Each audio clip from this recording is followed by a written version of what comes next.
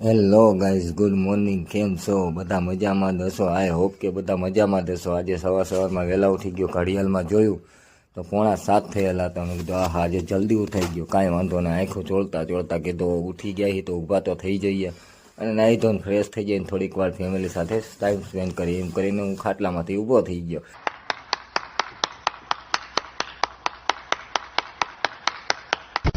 બારે આવીને જોયું તો કોઈ હતું નહીં. મને ખબર હતી કે રેખા છોકરાઓને સ્કૂલ બસમાં મૂકવા ગયા છે. બારે જોયું પપ્પા સૂતા હતા. મેં લાઈ બારે દરવાજો ખોલીને તો જોવા દે કે એવું વાતાવરણ છે. બારે જોયું તો પાણી ગરમ થતું હતું. ગાડી આપણી બહાર પડીને અંધારું હતું હજુ તો. ચાલો હવે ધાબા ઉપર જઈને જોઈએ.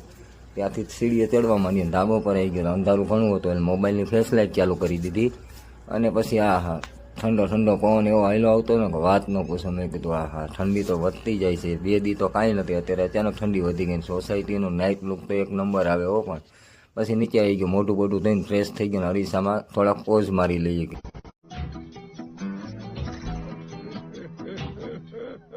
કીધું.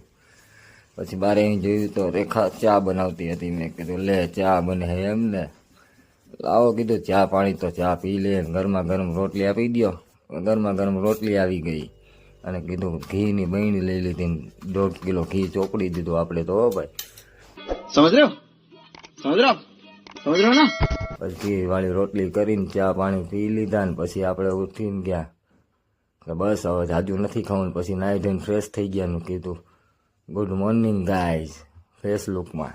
પછી દાદા દાદીના દર્શન કરી લીધા, સાથે સાથે માતાજીના પણ કરી. મેં કીધું હવે જાય કંપની બાજુ. તો આમ જોયું તો બારે આયા બુજા પડ્યું છે અને આ બાજુ જોયું તો ઘરમાં બેઠી રેખા ખીચડી ફેરવતી હતી. મેં કીધું સરસ લેવો, અત્યારમાં નવરી બજાર કાક તો કામ કરે છે.